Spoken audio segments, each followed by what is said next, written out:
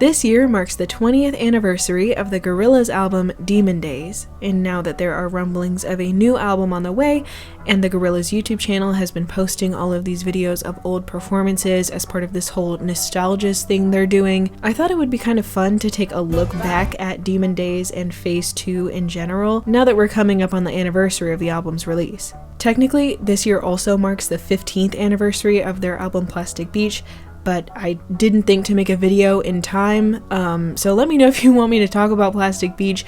I'll still make an album review, it just won't be as timely because March 3rd already happened. Demon Days is an absolute classic and such an important part of the band's legacy, and I know I've talked about it before on my channel, but I'm really excited to give it its own dedicated video. I'm going to be reviewing and scoring this album the same way I would a season of a TV show, so I'll go track by track, give each song a score out of 10, and then average all the scores together to get our final rating for the album as a whole.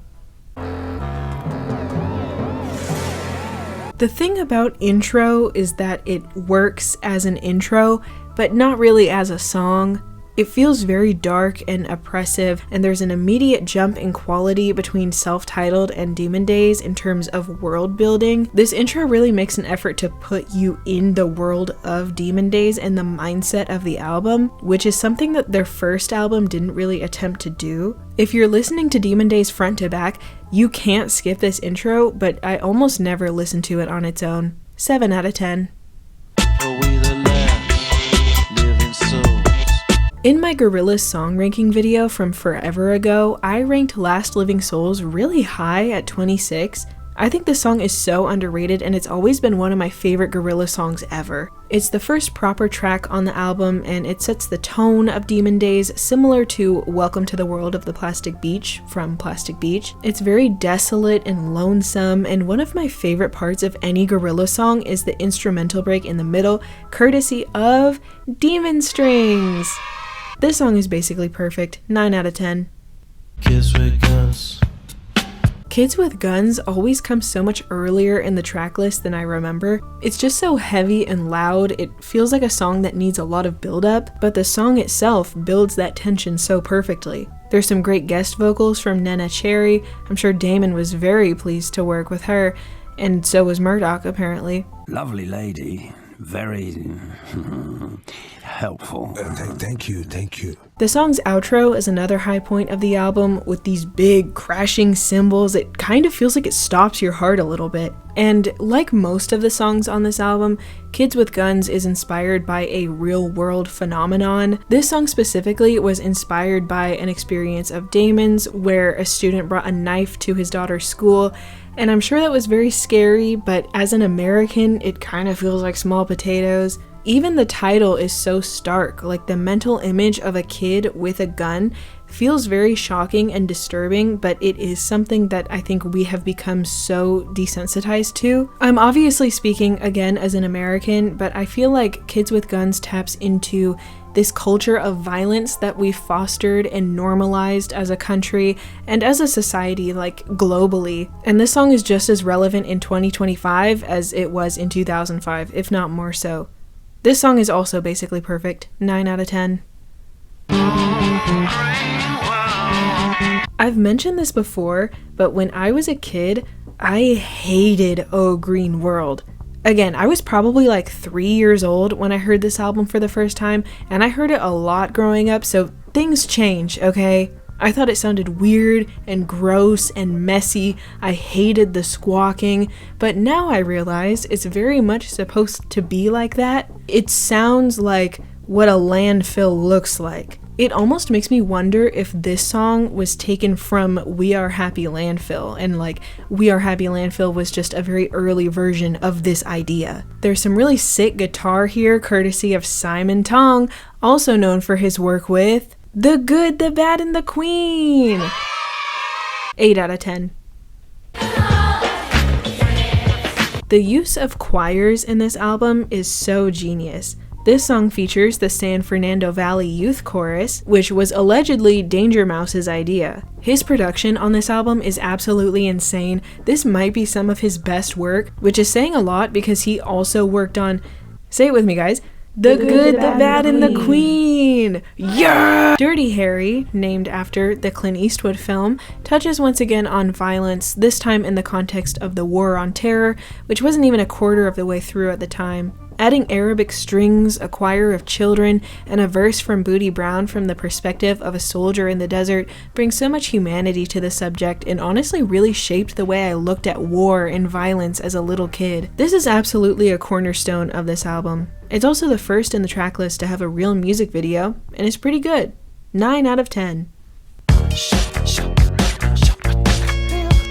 This is obviously the big one. Feel Good Inc. is the biggest hit Gorillaz have ever had and the most relevant they've ever been. I would argue they have a larger audience now than they ever have before, but like, they're not going to be playing anything from Cracker Island at the Grammys with Madonna, you know? This song has everything. A memorable hook, perfect verses from Trugoy the Dove, one of their best music videos to date, and it's all sewn together with that beautiful cackle. That's that laugh.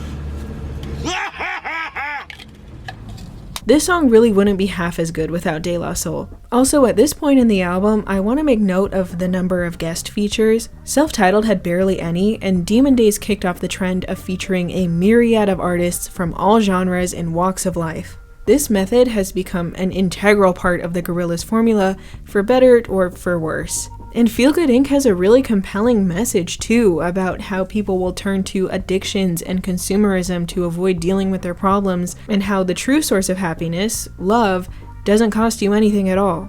And everyone was like, what? I can't hear you over this new iPod I just bought. Great commercial, by the way. It's like Hey Ya all over again. Shout out Andre 3000. Feel Good Inc. may not be an epic, emotional masterpiece on the level of Empire Ants or Hong Kong.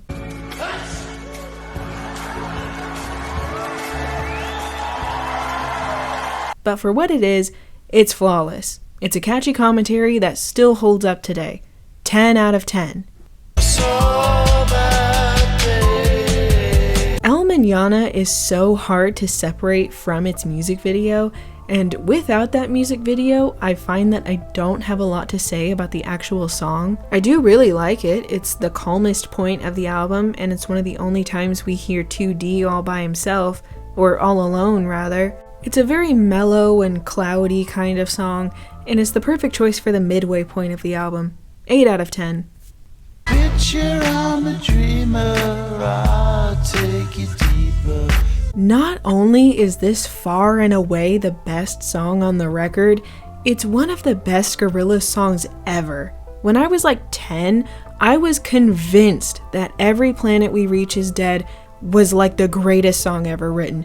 Right up there with Demons by Imagine Dragons. I was really into demon music. It's hard to describe this song, and I know I've tried before, so I'm not going to waste anyone's time here. I just love how noisy it is towards the end. It's a lot like Kids with Guns. And there's this crazy piano solo at the end, courtesy of Ike Turner. I've got to be honest, I find it so unfortunate that Ike Turner has this role in Gorillaz canon as a kind and welcoming guy. He was obviously an extremely talented musician. He did a great job on this song, and I'm not going to deny the influence he had, but still, yikes.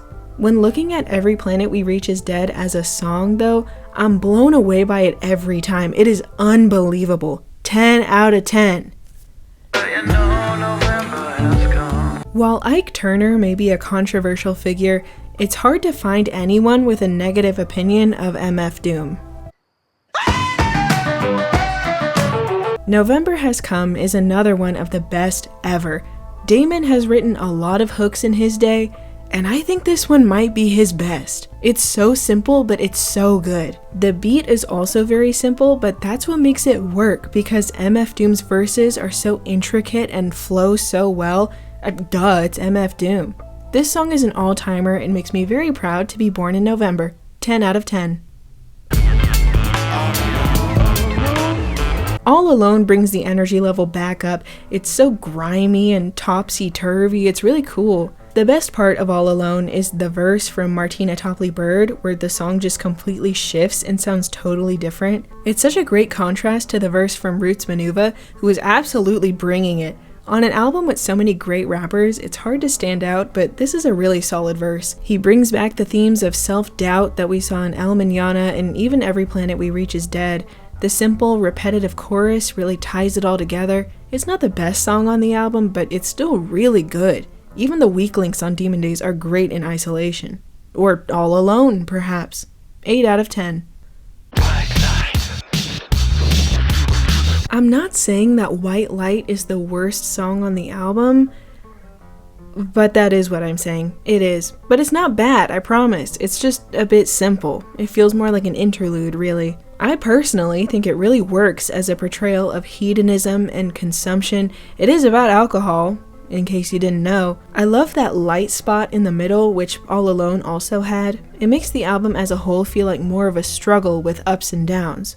7 out of 10. Dare is the brightest spot on the album. It's this big raspberry colored tune. It's a huge hit for a reason. It's so much fun. It started out as People, which is so similar but has such a different vibe. Dare is such a crowd pleaser. I feel like anyone can get down with this. It's actually the first song on the album that made me want to stop writing this video and go listen to it. I just wanted to hear it again. 9 out of 10. To live in harmony with the spirit of the mountain called Monkey was enough. Fire Coming Out of the Monkey's Head is such a crazy song, and I don't think Gorillaz is going to do anything like this ever again. I see it as kind of a precursor to Hallelujah Money, but the metaphor here is way less heavy-handed. It's so smart, like, how do you come up with this? I'm always stunned by how clever it is. The actual meaning of the song is kind of up for interpretation. Is it about colonialism, corporate greed, environmentalism perhaps? It could be about any number of real-world conflicts as well. This is one of the best examples of the themes of this album all wrapped up into one song. The narration from Dennis Hopper is so perfect, and the song is so catchy despite being largely spoken word. And the outro from 2D is honestly kind of scary. This song leaves you feeling a little hollow. 10 out of 10. Don't Get Lost in Heaven also feels like more of an interlude. It's kind of a prelude to the title track, which is also the album's closer. When I was a kid, I never actually listened to one full Gorillaz album at a time. My parents had this like burned CD of all of their favorite songs from Demon Days and Plastic Beach, and for some reason that I do not understand, I'll have to ask them about this, the CD included Don't Get Lost in Heaven, but not Demon Days, so the ending of the song would always cut off so abruptly and it felt so incomplete to me. And Don't Get Lost in Heaven kind of does feel incomplete without that title track. It does sound very graceful and very beautiful. It's so different from that dinky little demo.